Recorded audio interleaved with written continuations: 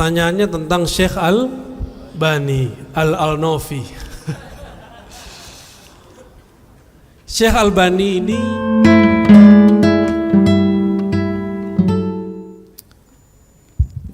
baik, terima kasih kita ucapkan kepada Dr. Buya Ar-Razi Hasim. Kita persilakan untuk 3 penanya terlebih dahulu. Dari sebelah kanan kami, depan. Oke.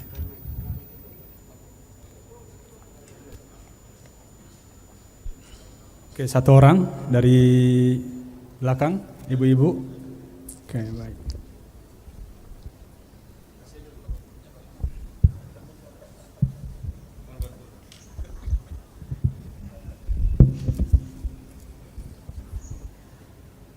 Bismillah, Assalamualaikum warahmatullahi wabarakatuh. Nama saya Pak Muslim dari Pangkalan Kerinci, Pelalawan. Pelalawan? Ya. Suka melawan? Melawan setan maksudnya. Sengaja memang datang kemari memang spesial untuk mengikuti kajian ini. Dan saya kenal dengan Ustadz Ar-Razi Hashim melalui media sosial baru-barusan ini. Karena saya merasa juga belakang ini saya merasa minder. Merasa minder, nggak pede dengan perkembangan kaum Salafi Wahabi yang sedemikian luar biasa, sehingga kita pun agak sulit untuk menghadapi mereka seperti itu. Tapi alhamdulillah mengikuti kajian-kajian Buya di media sosial, merasa ada spirit tersendiri akhirnya, alhamdulillah, dan merasa percaya diri juga pada akhirnya. Dan bersyukur hari ini saya bisa bertemu dengan Buya. Saya ingin bertanya Buya tentang masalah zikir la ilaha illallah yang dalam kajian media sosial yang saya lihat pun sedemikian rupa kan, bahwa disebutkan di situ Abdul Zikri fa'alam annahu la ilaha illallah, zikir yang paling lezat kata Buya di dalam itu disebutnya bahwa dia adalah la ilaha illallah.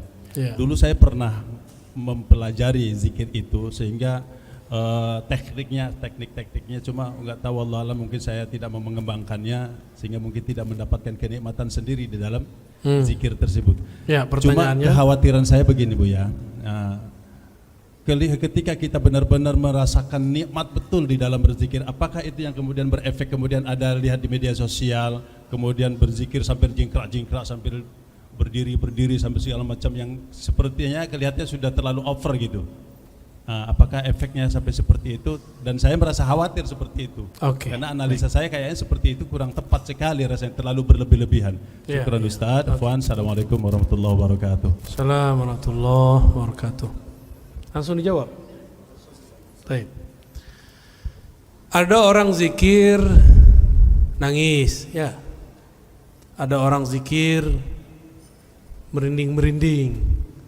Ada orang zikir berteriak-berteriak. Ada orang zikir pingsan. Ada yang zikirnya sembari bergerak. Namanya ar-raqs was-sama. Di Turki disebut sema. Itu di Mesir masih ada nggak tuh? Masih ada ya? Thariqah Siddiqiyah masih begitu ya? Tijani masih begitu. Syazili juga? Oh, beda dengan Syazili aneh berarti ya. Kenapa zikir bisa lembut, bisa keras, bisa berteriak? Tadi kita udah bahas di Masjid Al-Muqaddis sebagian ya. Mungkin yang ikut kita ulang di sini. Saya buat ilustrasi tadi. Kalau Bapak nonton bola, bolanya mau gol, mulutnya dikunci. Gimana Pak? Itu efeknya gimana? Bapak gimana? Gitu ya, benar nggak? Gitu. Ada guru bilang ke muridnya, kalau zikir jangan berisik, mulut ditutup, lidah dilipat ke langit-langit. Tapi gurunya ngomong satu hal, si muridnya lupa, lemah lembutkan badan. Si murid enggak, badan dikencang-kencangkan. Ketika dia zikir, coba Pak, lidah dikunci. Bapak mau baca ya Allah, gitu enggak? Maka ada orang zikir, kayak orang kesurupan Pak. Itu bukan kesurupan setan, kesurupan asma. Kalau kesurupan asma perlu diruqyah enggak? Yang ngeruqyah perlu diruqyah. Berarti dia nggak mengerti. Antum kalau nggak ngerti, orang ini lagi disentuh oleh nama Allah atau disentuh oleh setan, berhenti ngeruqyah. Berarti jangan-jangan di badan antum ada iblis. Akhirnya nuduh orang ahli zikir kesurupan. Berarti basirohnya belum kebuka ngeruqyah orang. Ruqyah, apa arti ruqyah? Menaikkan, tadinya dia hina, kesurupan ke orang gak jelas, dikembalikan kesadarannya. Ini orang super sadar, dia sedang zikir, sedang asik dengan zikrullahnya. Beda kalau orang kesurupan asli, Pak. Itu yang ngerti itu bisa merasakan di kolbunya. Nah kalau lo mengerti gitu, berhentilah praktek-praktek yang berbahaya. Ntar setannya pindah ke antum semua. Itu kejadian sudah. Ada satu rumah, udah masuk YouTube seingat saya, menyimpan kaligrafi nama Ashabul Kahfi. Ashabul Kahfi itu nabi, Pak, semua. Bukan rasul, itu nabi. Siapa nama ini? Maksalmina, Tamlikha, kayak nama orang India ya. Kayak lagu India, hi itu. Itu nama wali, Pak. Kalau minimal di zaman ini, nama nabi di zaman itu. Orang kesurupan di rumah, setan masuk. Setan tuh pengennya nama-nama Allah, nama kekasih Allah dihina gak? Malangnya peruqyahnya tidak mengenal ma'rifatus syayatin, nggak tahu ilmu ma'rifat setan. Jadi setan tuh ada ma'rifatnya, biar nggak jadi setan. Walhasil orang kesurupan tuh ngomong ditunjuk, dia lagi kesurupan jin jahat, setan, ditunjuk-tunjuk nama Ashabul Kahfi, akhirnya disuruh hancurkan. Senyum nggak setan setelah itu? Senyum, diam dia, pura-pura. Itu dia bukan hilang, dia cuma sembunyi sebentar di balik pembuluh darah kita. Berhasil nggak dia menghina Allah dan Rasulnya? Itu nabi, Pak, nama nabi, itu Mlikho itu. Dihancurkan, dipukul-pukul itu kaligrafinya. Benar nggak? Kalau nggak ngerti-ngerti amat, berhentilah ngeruqyah ya. Tobat kepada Allah, cari lagi ilmunya. Ilmu itu luas. Di atas ruqyah yang antum tahu ada ruqyah lagi di atasnya. Rasulullah tuh ngeruqyah pakai sentuhan aja. Keluar langsung. Bisa nggak ngeruqyah begitu? Pada berhenti semua nih yang ruqyah ya. Nggak, jangan tutup kuliahnya. Jangan tutup, pelajari. Ya. Taib. Jadi orang-orang ini kolbunya agak sedikit girang, Pak. Karena dia girang, ekspresinya harus diungkapkan di lidah, keluarlah teriakan. Ada yang bisa menyalurkan di badannya, bergerak dia, namanya roks. Itulah Jalaluddin Ar-Rumi. Ketika kolbunya girang menyebut nama Allah, badannya berputar-putar menari. Tarian itu indah atau tidak? Kenapa tari itu menjadi budaya? Karena dia indah. Udah pernah lihat Whirling Darwish Rumi belum? Indah gak? Indah sekali itu, muter, kuat itu. Sembari dia berputar, dia berkalam-kalam, kalam-kalam yang indah. Dicatatlah, jadilah Masnawi Imam Rumi. Ada yang gak sanggup, nangis, lewat air mata keluarnya. Ada yang gak keluar air mata, keluarnya lewat paha, gerak-gerak pahanya ya. Kalau suraunya surau kayu, udah gempa-gempa separuh, Pak. Ada yang tidak sanggup lagi, tubuhnya tidak sanggup, terjadilah pingsan. Itu disebut fana. Jadi itu gak ada masalah, Pak, gak usah khawatir ya. Udah ada ulama kok yang jelasinnya. Dan itu bukan ritual Syiah. Itu hanya salah satu seni dalam berzikir. Tapi saya memilih tidak itu ya. Cuma tidak melarangnya, karena ada ulama yang membolehkannya. Imam Ghazali memberikan syarat, Imam Izzuddin bin Salam pun memberikan syarat. Nah, syarat-syaratnya kita kaji di lain waktu ya, insya Allah. Ada pertanyaan? Apa beda istighfar sama taubat? Istighfar itu minta supaya Allah mengampuni. Ampun itu bahasanya belum paham kali ya. Ghafara itu artinya ditutup, menutup. Minta supaya Allah mentipek dosa kita. Itu namanya istighfar. Maka ghafara bermakna satara. Allah maghfir lana sama arti dengan Allah masturna. Di dalam Dalailul Khairat ada satu doa, Allah masturna bisitrikal jamil. Ya Allah, tutuplah aib kami dengan keindahan sifatmu. Itu minta istighfar namanya. Apa bedanya dengan tobat? Kalau tobat itu ada penyesalan. Setelah mengaku salah dalam istighfar, lalu menyesalinya dalam tobat. Maka at-taubah an-nadam. Tobat itu ada penyesalan. Orang kalau nyesel nangis nggak? Jadi antum kalau tobat belum bisa matanya berkaca-kaca, berarti tobatnya belum sungguh-sungguh. Minimal berkaca-kaca kalau nggak bisa nangis.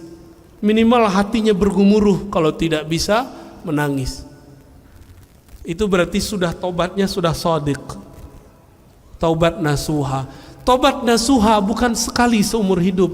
Tobat nasuha bahkan berkali-kali dalam sehari. Itu yang disebut nasuha. Mohon maaf nih para ustadz. Jadi tobat sambalado itulah tobat nasuha. Doyan tobat, bukan doyan maksiat. Tapi syaitan bisikkan, udah nanti aja kalau udah tua. Bapak ngerasa tua nggak pak? Enggak kan? Pasti nggak ngerasa tua. Padahal lebih tua dari aneh kan. Satu kali guru saya Abu Ya Nu'man Bashir ngajak murid-muridnya yang sudah berumur 70-80 belajar zikir, talqin zikir. Apa kata muridnya? Buya, nanti sajalah kalaulah tua. Umurnya 70. Ternyata dari umur 25 diajak sama gurunya, ayolah belajar zikir. Dari umur 25 mereka ngomong, Buya, nanti sajalah umur udah tua. Udah umur 70 masih merasa. Saya ini udah beruban pak, udah ada ubannya. Maka kalau saya bercermin saya takut-takut sendiri. Wah udah tua juga gitu nih. Masih aman Ustaz. Antum 30 ya? Masya Allah wajahnya 35. Wajahnya berapa Tad? 29. Khomsa wa isyrun, waduh 25.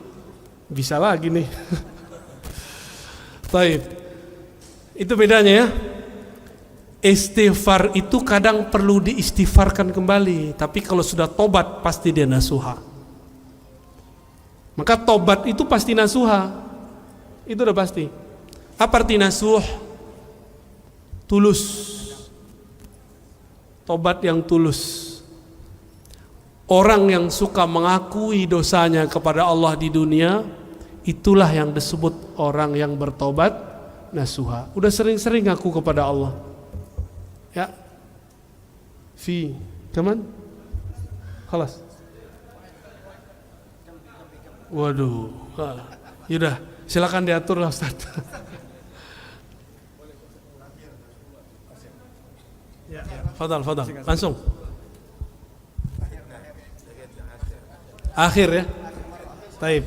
Kata beliau ini akhir marrah. Antum tahu enggak artinya? Ya. Taunya akhir kan? Marrahnya. Kursus sama Ustaz Anof. Assalamualaikum warahmatullahi wabarakatuh. Assalamualaikum warahmatullahi wabarakatuh. Masya Allah, jazakumullah khairan ya Ustaz. Masya Allah penjelasannya cukup. Yang deket Pak. Yang deket mic-nya. Suara Bapak terlalu halus, lebih halus dari gadis. Sudah malam Ustaz. Terima kasih Ustaz sudah menjelaskan mulai dari awal bagaimana para muhaditsin ini yang dikenal sebagai ahli hadis dan menjadi rujukan kita hari ini. Kemudian juga Ustaz menjelaskan tentang aqidatu ahli sunnah wal jamaah. Alhamdulillah penjelasan Ustaz ini mengingatkan saya secara pribadi tentang kajian-kajian yang pernah diajarkan kepada kami. Alhamdulillah ada dua hal mungkin Ustaz ingin disampaikan. Yang pertama, kalaulah kiranya tadi Ustaz menjelaskan tentang al-muhaddisin ini, Imam Al-Bukhari dan sebagainya, dan dikaitkan dengan sekarang ini dengan yang populer di kalangan kita masyarakat ini adalah Imam Albani. Siapa? Albani. Imam Albani. Alnof. Albani. Albani. Al-Nofi. Nah, iya, Taib. Albani. Ini bagaimana siapa Albani ini dan bagaimana menurut pandangan Ustaz tentang Albani? Yang pertama, yang kedua, berbicara tentang paham Al-Wahabi. Ini tentu mungkin sepengetahuan saya, paham ini juga dikembangkan dari sumbernya itu yang bernama Syekhul Islam yang disebut sekarang Ibnu Taimiyah. Ibnu Taimiyah. Paham Wahabi ini juga menganut paham dan pemikiran Ibnu Taimiyah yang tadi digambarkan berupa akidah yang sesat, baik itu tasbih, ta'til dan sebagainya. Nah ini Ustaz, bagaimana menurut Ustaz juga tentang Ibnu Taimiyah ini, pahamnya bagaimana dan siapa beliau ini? Itu saya kira Ustaz, dua hal saja. Terima kasih. Itu saja, terima kasih. Assalamualaikum warahmatullahi wabarakatuh. Assalamualaikum. Pertanyaannya tentang Syekh Albani Al-Nofi. Syekh Albani ini peneliti hadis yang rajin. Itu yang penting. Jangan berlebihan terhadap Syekh Albani. Yang diteliti Syekh Albani, metodologinya beliau ngerti semua ini. Cuma mereka ini kalah rajin. Ada nggak riwayat Syekh Albani kuliah? Nggak ada kan? Nggak ada, dia bukan kuliahan juga. Jadi Syekh Albani ini belajar cara mentakhrij hadis. Kalau di ma'had mahasiswa Darussunnah itu semester 1 sama 2. Semester 1 dan 2 itu mahasiswa sudah bisa mentakhrij hadis. Kalau mahasantri mahasiswanya udah bisa, kira-kira dosennya bisa nggak? Meremnya bisa kita takhrij hadis itu. Mudah takhrij hadis itu. Dan kami merasa kami tidak berhak mentakhrij hadis. Kenapa? Ada ulama terdahulu yang sudah mentakhrij hadis. Kalaupun sekarang kita mentakhrij, meneliti asal usul hadis, itu disebut mentakhrij. Kita kemudian melakukan komparasi metodologis. Makanya di Ma'had Darussunnah di Jakarta, itu satu hadis kalau diteliti bisa setebal ini. Tadi kita sudah bahas ya, bisa setebal ini hasilnya. Satu hadis diteliti. Syekh Albani satu hadis cuma beberapa kalam. Hadis ini sahih, hadis ini tidak sahih. Di beberapa kitab yang lain disebutkan dalam rawinya ada fulan, rawi ini tidak sahih, rawi ini fi muskilah fi wa, gitu doang. Ini cuma nukil aja. Itu biasa teman-teman, ini biasa, ilmu standar. Ilmu standar orang belajar ilmu takhrij, bukan ilmu hadis namanya. Jadi ilmu hadis mustalah, istilah. Ada namanya ilmu takhrij. Orang menengah belajar hadis namanya ilmu takhrij. Apalagi di zaman ini, semua nama-nama rawi, nama-nama periwayat yang kita tulis kayak tadi, Al-Khallat, Yahya bin Khallat, ya. Ada Ibrahim ibn Nafi'. Itu sudah ada semua. Tinggal dicari, selesai. Namun kita tidak perlu untuk mentakhrij lagi. Antum masih kurang yakin dengan takhrij Imam Bukhari? Ini sahih kan nih? Kalau berbeda Albani dengan Al-Bukhari, ikut siapa? Serius? Kalau ada orang berani mendoifkan hadis dalam Sahih Bukhari, bermasalah nggak orang itu? Serius? Serius? Albani mendoifkan 2 hadis di Sahih Bukhari, bermasalah nggak? Tuh, kena racun antum kan. Guru kami Dr. Badi Said Al-Laham, murid Syekh Nuruddin Itir, mengatakan dalam disertasinya, seandainya saja Albani, termasuk Sidi Ahmad Ghumari, Abdullah Ghumari disebut, seandainya Ghumariyin dan Albani wara' menahan diri untuk tidak mengkritisi Sahih Bukhari, nama mereka akan disanjung-sanjung di alam semesta, akan disanjung-sanjung oleh peneliti-peneliti hadis. Cuma sayang, nafsu meneliti kadang lebih besar daripada kearifan. Syekh Albani pun bernafsu mendoifkan 2 hadis di Sahih Bukhari. Itu hadisnya dahsyat lagi ya. Nantilah ada waktu, nanti ingetin saya Ustadz, hadis Bukhari yang didoifkan oleh Syekh Albani. Nanti kita teliti, kita takhrij hadisnya. Di mana kekeliruan Syekh Albani? Di mana tertipunya Syekh Albani? Kira-kira yang tertipu Al-Bukhari atau Albani? Serius? Yakin? Masa Al-Bukhari ketipu, ya enggak? Albani gurunya nggak nyampe 10. Itu kalau di kitabnya ada salah satu orang yang nulis tentang tarjamah Albani, gurunya cuma sebutkan 3. Ditambah guru ijazah 1. 5 lah ya sama bapaknya. 5 lawan ini punya guru 1.700, gimana? Tapi kita nggak boleh benci Albani, ya. Kita jadikan saja Albani ini sebagai motivasi supaya ngaji hadisnya lebih benar, ya. Gitu aja Pak, ya. Maka saya sangat apresiasi ada kajian hadis Sahih Bukhari Sunanul Mus. Ada gesek-gesek dikit, udahlah dibuang lah itu, ngaji hadis saja Pak. Kalau disebut nama Rasul masih mau tengkar. Mau diaku jadi umat Muhammad nggak? Sallallahu alaihi wasallam. Ya ini kita kan banyak benderanya tuh macam-macam lambangnya di belakang kepala antum Tat. Gesek-gesek dikit udah lupain, disebut nama Rasulullah, hilangkan semua ego kita, ya. Nggak disebut-sebut lambangnya, udahlah biarin aja sih. Di akhir zaman ini ego orang pada tinggi.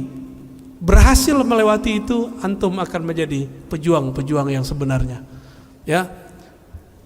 Terus yang kedua tadi Syekh Ibnu Taimiyah. Kajian tentang Ibnu Taimiyah sudah banyak saya kaji. Setiap kapan baru itu prioritin mulu sama Al-Nofi Albani. Ya, silakan dilihat lagi Pak. Pendek cerita, Syekh Ibnu Taimiyah bukanlah ulama salaf, dia ulama khalaf. Apa arti khalaf? Ulama yang ada setelah masa salaf. Tahun berapa wafatnya? 728. Tadi saya nanya kepada para asatis, Ustaz, Syekh Ibnu Taimiyah itu dianggap keliru oleh ulama 4 mazhab di zamannya. Kira-kira mereka waras, bodoh atau pintar? Ulamanya. Ulama yang mengatakan Ibnu Taimiyah ente keliru, mereka waras gak? Mereka bodoh atau alim? Mungkinkah 4 mazhab ini berkumpul untuk bodoh berjamaah? Mungkin gak? Kan gak mungkin. Ini ulama 4 mazhab sepakat untuk mengadili Syekh Ibnu Taimiyah. Ini yang ngomong bukan saya, tapi guru saya Syekh Hasan Hitu. Jadi waktu pengaruh Ibnu Taimiyah ini masih ada dalam pikiran dan dada saya, beliau ngomong begitu, dan itu kita ditunjuk-tunjuk tuh. Menurut kamu gimana? Di zaman Ibnu Taimiyah dia sudah dilaporkan oleh ulama, dipenjara karena fatwa-fatwanya yang menyimpang. Terus sekarang kamu ngikutin? Pusing juga kita ya ditanyain begitu sama beliau. Makanya saya tanya balik sama kita semua. 4 mazhab sepakat mengadili beliau. Mereka waras nggak? Waras. Karena mereka waras, Ibnu Taimiyah ini kemudian di-cut oleh mereka. Itu sebenarnya ya. Tapi di akhir hayat alhamdulillah Ibnu Taimiyah husnul khatimah. Karena beliau tidak dipertemukan lagi dengan murid-muridnya, tidak diizinkan lagi nulis. Karena kalau masih nulis, itu fatwa-fatwa anehnya keluar lagi. Akhirnya beliau wiridan. Ingat dulu pesan-pesan Imam Ahmad ibn Athaillah Skandari. Akhirnya beliau di akhir hayatnya menjadi sufi dan dikuburkan di maqbarah sufiyah. Dan dia mengatakan jannati fi sadri. Apa arti jannati fi sadri? Sorgaku di dalam dadaku. Enggak, coba antum buka ladanya. Ada sorga enggak di situ? Sorga di mana? Inda sidratil muntaha. Kan begitu kan di Quran? Sorga itu ada di sampingnya, di sekitar sidratul muntaha. Sekarang Ibnu Taimiyah bilang jannati fi sadri, surgaku di dalam dadaku. Ini sufi nggak nih yang ngomong begini? Hanya sufi Pak yang ngomong begitu. Terus mereka ntar ngomong apa nih pikir Ibnu Taimiyah? Nggak mungkin. Ya udah antum baca kitab Al-Wabilus Shayyib karya murid terbaik Ibnu Taimiyah namanya Ibnul Qayyim Al-Jauziyah. Itu kitab tarekatnya Ibnu Qayyim, tarekatnya Ibnu Taimiyah. Itu kitabnya. Nggak percaya, baca kitab itu. Di sana ada cara berguru, adab bermursyid, faidah berzikir. Cuma sayang itu kitab belum diterjemah. Ya. Jadi karya tasawuf Imam Salafi, nah itu dia. Al-Wabilus Sayyib karya Imam Ibnul Jauzi yang sudah diterjemah Madarijus Salikin. Tahapan-tahapan orang suluk. Siapa yang nulis? Ibnu Qayyim Al-Jauziyah. Berarti di akhir hayatnya para imam salafi ini mereka menjadi sufi. Di kitab Madarij itu ada pujian-pujian terhadap tasawuf. Terus mereka sekarang ngomong apa? La taqra hadhil kutub. Jangan baca kitab ini. Begitu ngomongnya. Giliran gak cocok sama nafsunya dibilang. Jangankan itu, ini terakhir tentang Syekh Albani. Syekh Albani itu mentakhrij, menilai hadis tidak hanya dengan keilmuan, terkadang pakai nafsu. Apa buktinya? Ada hadis di Abu Daud, ada hadis di Tirmizi, ada hadis di Ahmad. Hadisnya sama. Sayyiduna Abdullah bin Amr itu menuliskan nama Allah yang kemudian dijadikan jimat atau rajah untuk anaknya. Pernah nonton film Si Pitung nggak teman-teman dulu? Itu ada jimat nggak? Jimat gede itu ya, mirip-mirip itu apa namanya, bukan X-Men, itu apa namanya, Avenger, tapi beda. Abdullah bin Amr menuliskan a'udzu bikalimatillahi tammat min syarri ma khalaq, terus ada lafaz tambahannya min ghadabihi bla bla bla bla. Ditulis, dikalungkan ke anaknya yang belum bisa baca tulis, belum bisa membaca. Syirik nggak? Sahabat loh. Halo. Itu namanya apa bahasa kitanya? Jimat. Maka jimat itu bukan masalah kalung mengalungkannya, tapi yang ditulis apa? Apa yang ditulis itulah halal haramnya. Jangan jimat langsung haram. So ahli tauhid ente ya. Benerin dulu tauhidnya. Kalau masih meyakini nasi yang mengenyangkan, oh itu lebih bahaya dari jimat tuh. Masih yakin propolis yang menyembuhkan dari oh itu bahaya itu. Tapi ngambil asbab dengan obat itu baru boleh ya. Apa kata Syekh Albani? Ini beraninya dia kepada Rasulullah, beraninya dia kepada ulama-ulama pengabdi khidmah ke Rasulullah. Ini yang meriwayatkan Imam siapa? Abu Daud, Tirmizi, Ahmad. Imam Tirmizi bilang ini hadis sahih, hasan sahih. Antum bisa bayang ini dokter hadis ini nyebut Imam Tirmizi langsung keluar sahihnya ya. Apa kata Syekh Albani? Separuh yang awal sahih, separuh belakang enggak sahih. Separuh awal kalimat a'udzu bikalimatillahi tammat sahih. Tapi kalau Ibnu Amr nulis dikalungkan enggak sahih. Padahal sanadnya sama, lafaznya satu. Bahasanya apa Ustaz? Tanaqud, kontradiktif. Bahkan dalam dirinya sendiri kontradiktif. Itu kaidah dari mana cara mentakhrij begitu? Nih saya pertanyaan. Kalau berbeda murid Bukhari namanya Tirmizi dengan Albani, ikut siapa? Tirmizi lah ya. Imam Tirmizi bilang sahih, Albani bilang separuh sahih, separuh enggak sahih. Antum ikut siapa? Siapa yang ikut hawa nafsu? Maka benarlah masyayikh Syam, ulama Syam berkata, Albani idza ajabahu sahhaha. Kalau dia takjub dia sahihkan. Wa iza lam yu'jibhu dha'afah. Kalau dia enggak takjub, dhaif. Tuh dia enggak takjub sama lafaz ini. Bahkan satu lafaz. Kalau ngikutin kaidah ilmu hadis, sanadnya sahih, lafaznya tidak bermasalah. Kenapa dia bagi-bagi separuh? Karena hawa nafsu mazhabiyah. Jadi mazhab ini ada nafsunya. Maka pesan saya terakhir malam ini, sebelum kita tutup kajian, tolong bermanhaj Ahlussunnah bukan dengan ambisi, bukan dengan emosi. Berakidahlah dengan hati. Ya, Maka kalau berakidah dan hati, maka muncullah rahmah. Jadi jangan pernah benci Salafi, jangan pernah benci Ibnu Taimiyah. Kritik boleh, tapi benci jangan. Bisa bedakan? Ya, walaupun mereka bilang mengkritik mereka disebut fitnah, itu bahasa dia. Ya, biarin aja. Kita nggak usah tanggapi banyak-banyak. Irhamu man fil ard, yarhamukum man fis sama. Sayangi makhluk di bumi, maka yang di langit malaikat pasti sayang kamu. Malaikat tidak mungkin sayang kecuali Rabbul Arsyil Azim menyayanginya. Allah Ta'ala yang istawa alal ars akan menyayanginya. Semoga yang hadir malam ini mendapatkan percikan kasih sayang Allah SWT. Allahumma bihaqqi Sayyidina Muhammad. Ya Allah, dengan cinta kami, dengan iman kami yang tidak sempurna ini ya Allah, tolong sempurnakan ya Allah. Maka rahmatilah kami dengan berkah Nabi Muhammad sallallahu alaihi wasallam. Allahumma bihaqqi sunanikal Mustafa. Ya Allah, dengan sunnah-sunnah Nabi Engkau yang terpilih, maka pilihlah kami menjadi pujang-pujang ahlus sunnah wal jamaah. Ya Allah, ya Rahman, ya Rahim, akhrij min qulubina asyirk. Ya Allah, bersihkan kalbu kami daripada syirik, bersihkan kalbu kami daripada hasad, bersihkan kalbu kami daripada iri dengki, bersihkan kalbu kami daripada su'uzan, bersihkan kalbu kami dari semua penyakit kalbu, terutama lalai kepada Engkau.